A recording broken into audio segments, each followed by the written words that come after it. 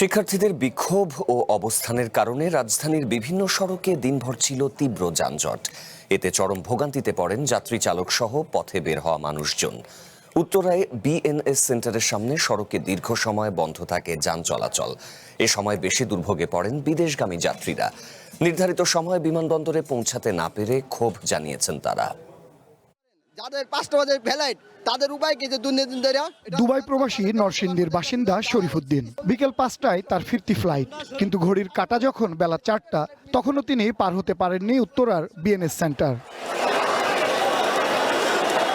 শরীফ জানান, শিক্ষার্থীদের সড়ক অবরোধের স্থবির সড়কে আটকা পড়েন তিনি। সময় বাঁচাতে টঙ্গীর রেলগেট থেকে হেঁটে রওনা দেন বিমানবন্দরের উদ্দেশ্যে। এই অবরোধের কারণে গতকালকের ফ্লাইটটিও ধরতে পারেননি তিনি। 40,000 টাকা টিকিট, আমার টিকিটটা দেখেন কালকে ফ্লাইট আমার মিস হয়েছে 4টা বাজে। এই টিকিটের জরিমানা কে দিব? মানুষ যাইবো আইবো, যাতায়াত করবো না, যাতায়াতে থাকতে হবে। মানবিক যাতায়াত, একটা রুগী অ্যাম্বুলেন্স কিভাবে যাইবো আমার অঞ্চল?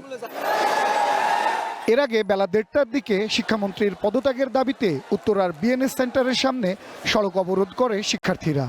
এতে বন্ধ হয়ে যায় ঢাকা ময়মনসিংহ মহাসড়কের যান চলাচল। চরম দুর্ভোগে পড়েন পথে বের হওয়া মানুষ। ছাত্ররা এখানে আন্দোলন করতেছে, আমাদের তো জনগণের ক্ষতি হইতেছে, জনগণের ভোগান্তি হইতেছে। আমরা জনগণ কোথায় যাব, কার দাঁড়াবো? আমি অফিসে যাব, এখন যাইতে পারতেছি না। 1-2 ঘন্টা ধরে আমি হাঁটতেছি। উত্তরা ছাড়াও রাজধানীর রামপুরা, ইসিবি চত্বর, সায়েন্স ল্যাব মোড়েও অবস্থান নেন শিক্ষার্থীরা। পূর্ব ঘোষিত লং মার্চ কর্মসূচিতে শিক্ষা ভবন ও সচিবালয়ের সামনেও জড়ো হন শিক্ষার্থীরা। এতে সড়কে দেখা দেয় তীব্র যানজট। ভোগান্তিতে পড়েন পথচলতি মানুষ, যাত্রী ও চালকরা।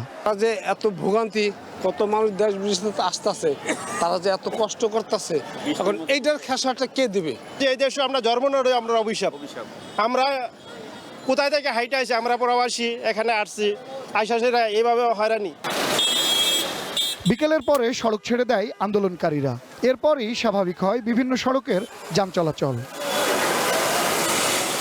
সৌরভ নূর, ওয়ান নিউজ, ঢাকা।